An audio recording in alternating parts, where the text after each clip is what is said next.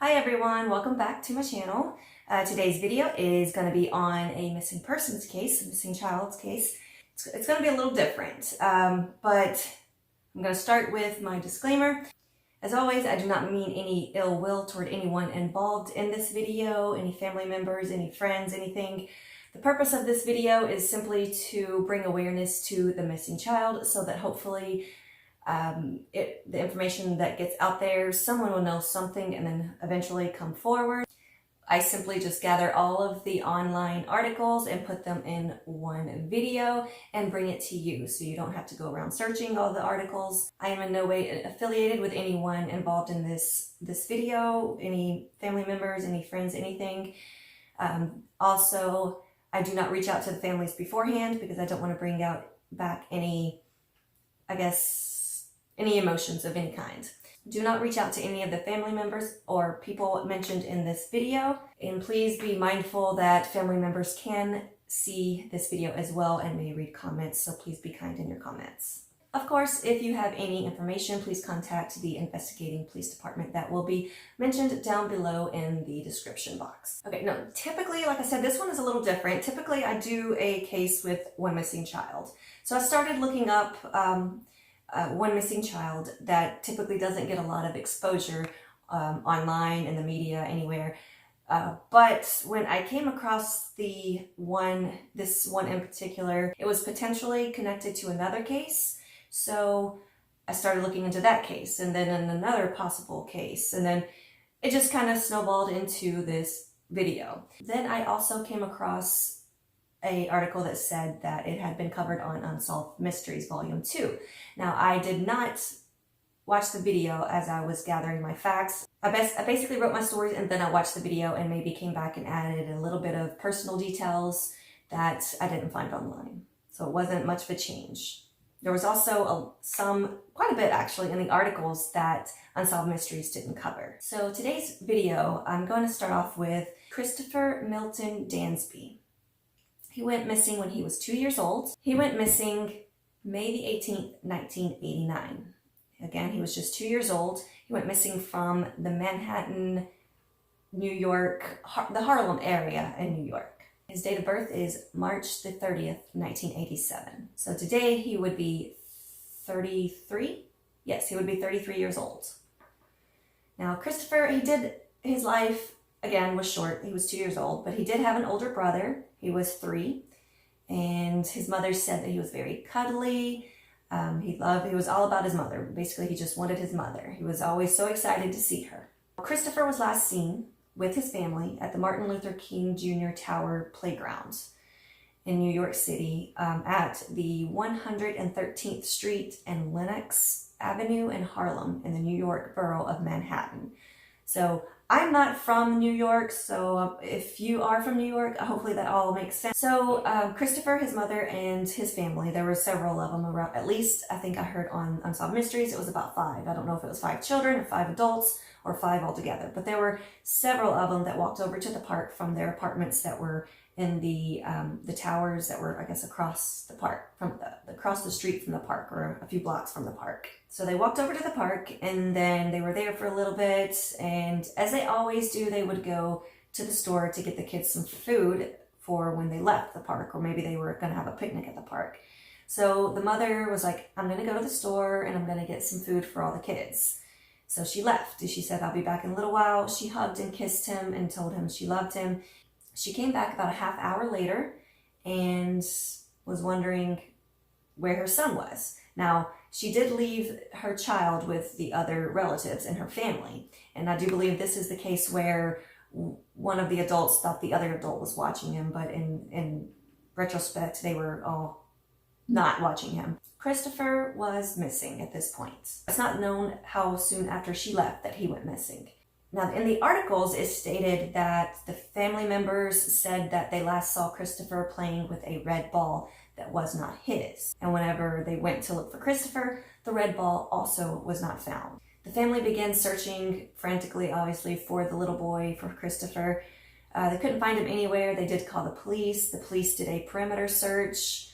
They said it was a very large area that they did search. They searched in nearby woods. They searched by helicopter and scent dogs, but nothing was found. Now, okay, I'm gonna say that if you didn't hear it on the Unsolved Mysteries case, then this is what I found in the articles. A 7-year-old boy from the neighborhood claimed that he did see Christopher walking with an unidentified African-American male with braided hair on West 111th Street later that day. Christopher's mother, her name was Allison, she did admit that she was a drug addict back in the day. Some articles say that she got clean before she had Christopher, or her sons, both sons. But the Unsolved Mysteries kind of seems that she had a drug addiction at that time. But she did confirm that she would never hurt her children. I know a lot of people are saying that her drug addiction caused her to sell her children for drugs or something along the lines of that. Only she knows if that's the case, you know. But the police have investigated her and have basically ruled that she was not involved, that this abduction of Christopher was in fact not family related. Christopher was last seen wearing a blue jacket, a floral print shirt, blue jeans, and green and white sneakers. He has a birthmark, figure 8 shaped on his back. Some sources do say that it was his right leg. Big difference, I know, but so many say different things. He does have a burn scar on his right thigh. No arrests have been made for the disappearance of Christopher. Now, when I started looking up Christopher, I started looking up Shane first, and I was led to Christopher. So this Christopher's disappearance in May had a really strange similarity to Shane's abduction. Now, this is Shane Anthony Walker. He disappeared in August of 1989. So Christopher was in May and Shane was in August. So just 3 months apart. Shane has been missing since August the 10th, 1989. Again, from the exact same park, Martin Luther King Jr. Tower Playground. He was born December the 7th, 1987. And he was just 19 months old when he went missing. In Shane's story, it was Rosa Glover, his mother, and Shane. He was an only child. She was, I think she said, about 35 years old when she gave birth to Shane. She actually thought that she couldn't ever have kids, and then along came Shane. They would play often. They would walk over to the park often, either after work or on the weekends, like they did on this day that Shane went missing.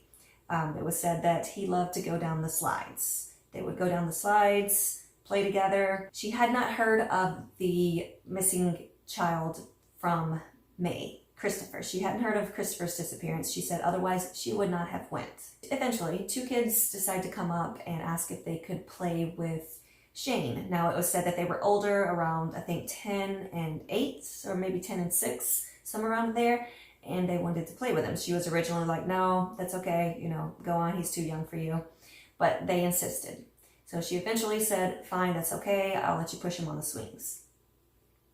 So she goes over to a bench, sits down, and while she's watching across the park, or however close it was, this guy comes up to her and sits next to her and starts talking to her. Now, in the Unsolved Mysteries episode, it doesn't say what they're talking about, but there are a few articles that seem to say that he was talking about things happening to children, like things just happen, basically. And he was talking about kidnapping and missing children or something like that. I'm not sure how that conversation went. That's just a few articles that I had found.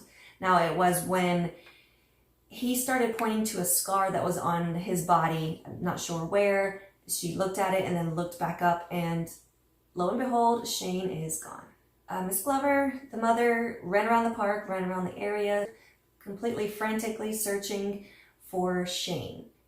It's a little confusing. Some articles basically say a little bit later, but the Unsolved Mysteries kind of seems like it was just a few minutes.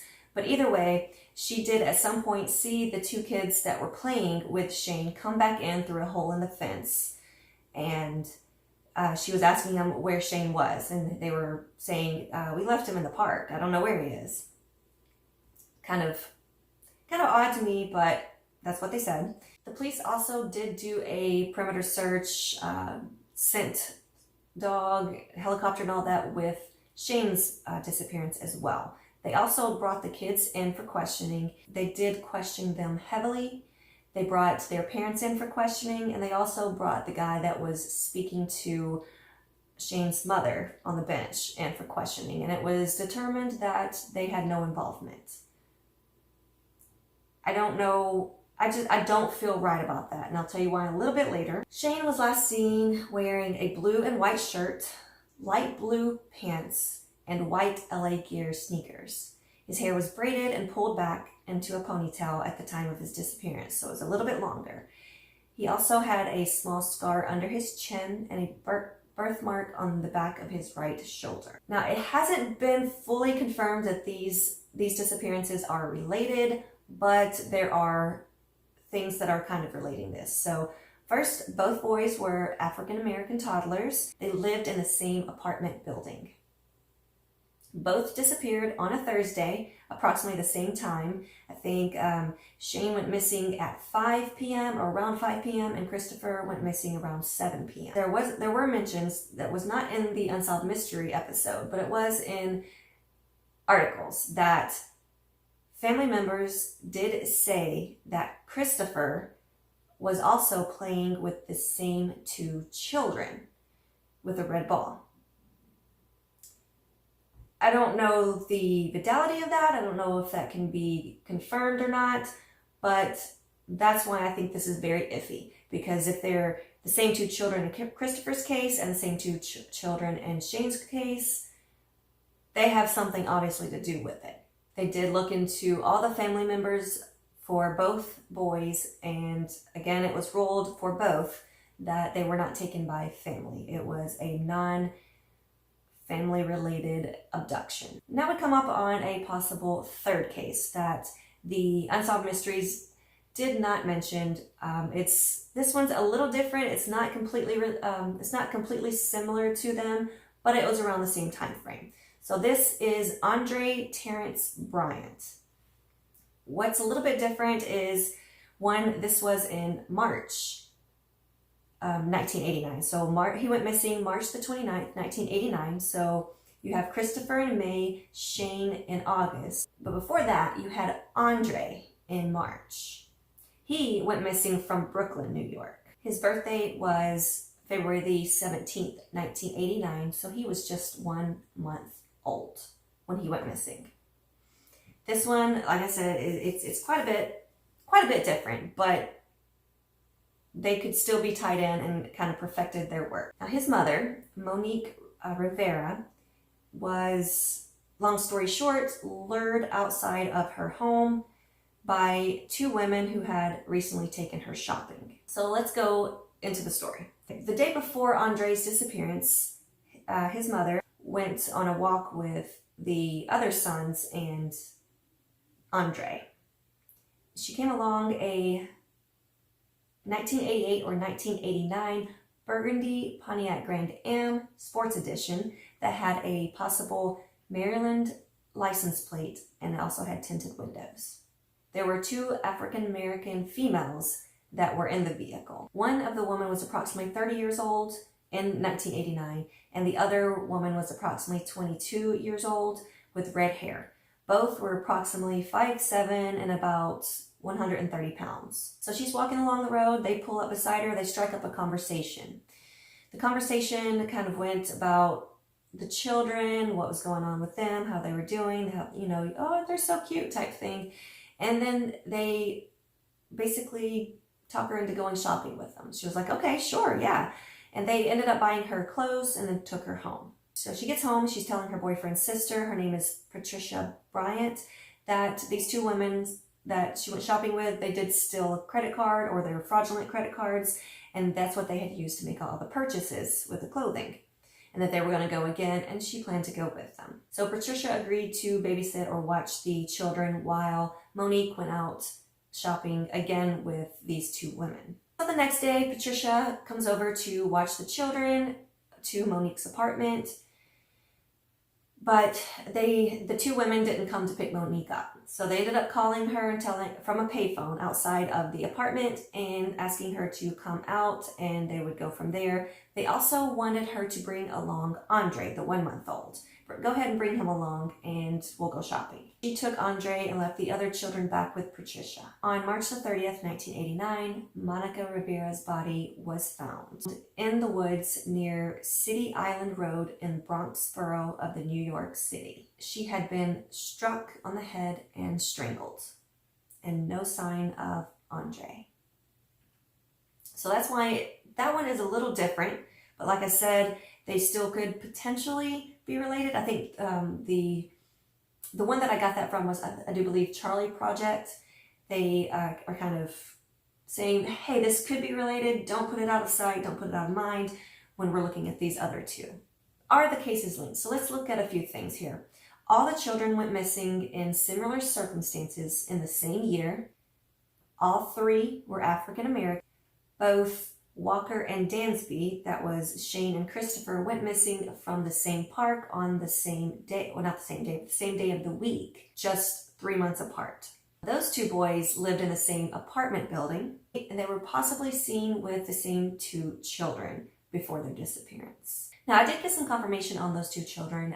It was a 10-year-old little girl and a 5-year-old little boy siblings. The authorities now believe that it is possibly tied to a black market baby ring operation, or basically an underground adoption. If you are into certain theories that I can't say or I'll get demonetized, New York is actually a pretty heavy place along with California for, I guess I'll say, for pedo rings, basically underground pedo rings. So I'll say that as well.